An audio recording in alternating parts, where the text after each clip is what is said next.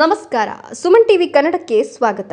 ಬಾಗೇಪಲ್ಲಿ ಪಟ್ಟಣದಲ್ಲಿ 517ನೇ ನಾಡಪ್ರಭು ಕೆಂಪೇಗೌಡ ಜಯಂತಿಯನ್ನು ಅದ್ದೂರಿಯಾಗಿ ಆಚರಿಸಲಾಯಿತು. ಈ ಕಾರ್ಯಕ್ರಮದಲ್ಲಿ ಶಾಸಕ ಎಸ್.ಎನ್. ಸುಬ್ಬಾರೆಡ್ಡಿ ಹಾಗೂ ರಾಜ್ಯ ಸರ್ಕಾರದ ಉಗ್ರಾಣ ನಿಗಮದ ಅಧ್ಯಕ್ಷ ಮಾಜಿ ಶಾಸಕ ಎನ್. ಸಂಪಂಗಿ ಭಾಗವಹಿಸಿ ಕೆಂಪೇಗೌಡರ ಆದರ್ಶಗಳು, ಕ್ಷೇತ್ರದ ಅಭಿವೃದ್ಧಿ ಹಾಗೂ ರಾಜಕೀಯ ಟೀಕೆಗಳ ಕುರಿತು ಮಾತನಾಡಿದರು. ಕಾರ್ಯಕ್ರಮದಲ್ಲಿ ರಾಜಕೀಯ ಹೇಳಿಕೆಗಳು ಕೇಳಿ ಬಂದಿದ್ದು ಅಭಿವೃದ್ಧಿಯ ವಿಚಾರವೇ ಹೆಚ್ಚು ಚರ್ಚೆಗೆ ಗ್ರಾಸವಾಯಿತು. ಹಾಗಾದರೆ ಕಾರ್ಯಕ್ರಮದಲ್ಲಿ ಏನೆಲ್ಲ ನಡೀತು ಅನ್ನೋದನ್ನ ಈ ವರದಿಯಲ್ಲಿ ನೋಡೋಣ. ಬಾಗೇಪಲ್ಲಿ ಪಟ್ಟಣದ ಡಾಕ್ಟರ್ ಎಚ್.ಎನ್. ವೃತ್ತದಿಂದ ಬಾಲಕಿಯರ ಶಾಲಾ ಆವರಣದವರೆಗೆ ನಾಡಪ್ರಭು ಕೆಂಪೇಗೌಡರ ಕಂಚಿನ ಪ್ರತಿಮೆಯನ್ನು ವಿಶೇಷ ರಥದಲ್ಲಿ ಮೆರವಣಿಗೆ ನಡೆಸಲಾಯಿತು. ಜಾನಪದ ಹಾಗೂ ಸಾಂಸ್ಕೃತಿಕ ಕಲಾ ತಂಡಗಳು ಸಾಂಪ್ರದಾಯಿಕ ನೃತ್ಯ ಪ್ರದರ್ಶನ ನೀಡುವ ಮೂಲಕ ಮೆರವಣಿಗೆಗೆ ಮತ್ತಷ್ಟು ಮೆರುಗು ತಂದವು. ವಿವಿಧ ಸಂಘ ಸಂಸ್ಥೆಗಳ ಮುಖಂಡರು, ಸಾರ್ವಜನಿಕರು ಹಾಗೂ ಒಕ್ಕಲಿಗರ ಸಮುದಾಯದ ಸದಸ್ಯರು ಉತ್ಸಾಹದಿಂದ ಭಾಗವಹಿಸಿದರು. ಮೆರವಣಿಗೆಯಲ್ಲಿ ಭಾಗವಹಿಸಿದ ಶಾಸಕ ಎಸ್.ಎನ್. ಸುಬ್ಬಾರೆಡ್ಡಿ ಅವರು ಸಮುದಾಯದ ಮುಖಂಡರಿಗೆ ಶುಭಾಶಯಗಳನ್ನು ತಿಳಿಸಿ ಬಳಿಕ ದ್ವಾರಕ ಪಾರ್ಟಿ ಹಾಲ್ನಲ್ಲಿ ರಾಷ್ಟ್ರೀಯ ಹಬ್ಬಗಳ ಆಚರಣಾ ಸಮಿತಿ ಹಾಗೂ ಒಕ್ಕಲಿಗರ ಸಂಘದ ವತಿಯಿಂದ ಆಯೋಜಿಸಿದ್ದ 517ನೇ ನಾಡಪ್ರಭು ಕೆಂಪೇಗೌಡ ಜಯಂತಿ ಕಾರ್ಯಕ್ರಮವನ್ನು ಉದ್ಘಾಟಿಸಿದರು. ಕಾರ್ಯಕ್ರಮದಲ್ಲಿ ಮಾತನಾಡಿದ ಶಾಸಕ ಎಸ್.ಎನ್. ಸುಬ್ಬಾರೆಡ್ಡಿ, ಯಾವುದೇ ಶಾಸಕರು ತಮ್ಮ ಅವಧಿಯಲ್ಲಿ ಕ್ಷೇತ್ರದ ಅಭಿವೃದ್ಧಿಗಾಗಿ ಪ್ರಾಮಾಣಿಕವಾಗಿ ಕೆಲಸ ಮಾಡ್ತಾರೆ. ಆದರೆ ಕೆಲವರು ಈ ಅಭಿವೃದ್ಧಿ ಕಾರ್ಯಗಳಿಗೂ ರಾಜಕೀಯ ಬಣ್ಣ ಬಳಿದು ಟೀಕೆ ಮಾಡೋದು ಸರಿಯಲ್ಲ ಅಂದ್ರು. ದೂರದೃಷ್ಟಿ ಇಟ್ಕೊಂಡು ಇವತ್ತು ಆ ಪಟ್ಟಣ ಕಟ್ಟಿರೋದಕ್ಕೆ ಇಷ್ಟು ಜನರಿಗೆ ಆಸೆ.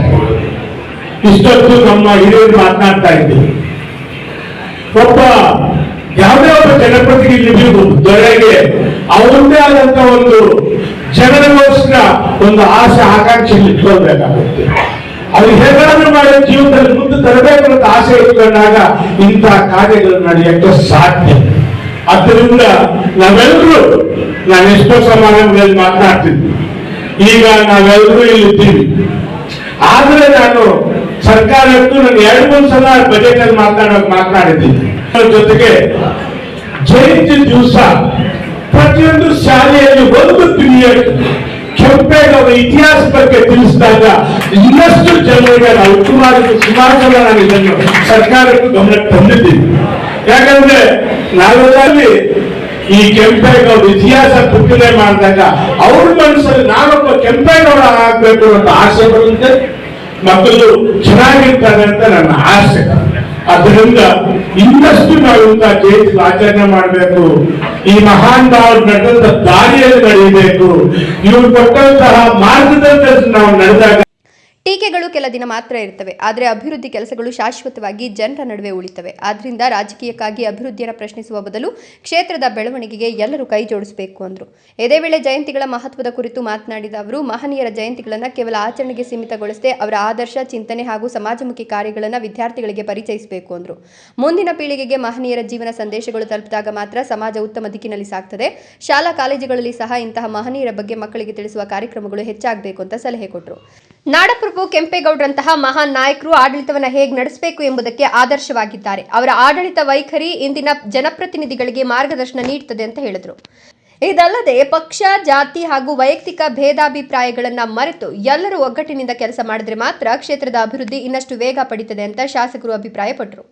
ಕಾರ್ಯಕ್ರಮದಲ್ಲಿ ಮಾತನಾಡಿದ ರಾಜ್ಯ ಸರ್ಕಾರದ ಉಗ್ರಾಣ ನಿಗಮದ ಅಧ್ಯಕ್ಷ ಹಾಗೂ ಮಾಜಿ ಶಾಸಕ ಎನ್. ಸಂಪಂಗಿ, ಕೆಲವರು ಬಾಗೇಪಲ್ಲಿ ಕ್ಷೇತ್ರದಲ್ಲಿ ಅಭಿವೃದ್ಧಿಯೇ ಆಗಿಲ್ಲ ಅಂತ ಸುಳ್ಳು ಪ್ರಚಾರ ನಡೆಸುತ್ತಿದ್ದಾರೆ ಅಂತ ಆರೋಪಿಸಿದರು. ಅಭಿವೃದ್ಧಿ ಆಗದೆ ಇದ್ರೆ ಜನರು ಎಸ್.ಎನ್. ಸುಬ್ಬಾರೆಡ್ಡಿ ಅವರನ್ನ 3 ಬಾರಿ ಶಾಸಕರಾಗಿ ಆಯ್ಕೆ ಮಾಡ್ತಿರ್ಲಿಲ್ಲ ಅಂತ ಹೇಳಿದ್ರು.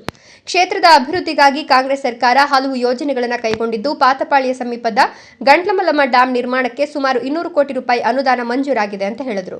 ಶೀಘ್ರದಲ್ಲೇ ಆ ಕಾಮಗಾರಿಗೆ ಭೂಮಿ ಪೂಜೆ ನೆರವೇರಲಿದ್ದು, ಇದರಿಂದ ರೈತರಿಗೆ ಹಾಗೂ ಈ ಭಾಗದ ಜನರಿಗೆ ದೊಡ್ಡ ಮಟ್ಟದ ಅನುಕೂಲವಾಗಲಿದೆ ಎಂದರು.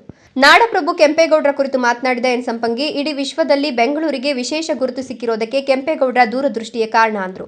ವಿಜಯನಗರ ಸಾಮ್ರಾಜ್ಯದ ನಂತರ ಬೆಂಗಳೂರಿನ ಅಭಿವೃದ್ಧಿಗೆ ಅಡಿಪಾಯ ಹಾಕಿದ ಕೆಂಪೇಗೌಡರು ಉತ್ತಮ ರಸ್ತೆ, ಪೇಟೆಗಳು, ದೇವಾಲಯಗಳು, ಕೆರೆಗಳು ಹಾಗೂ ಕಾಲುವೆಗಳನ್ನು ನಿರ್ಮಿಸಿ ಸುಭದ್ರ ಆಡಳಿತ ನಡೆಸಿದ್ರು ಅಂದರು.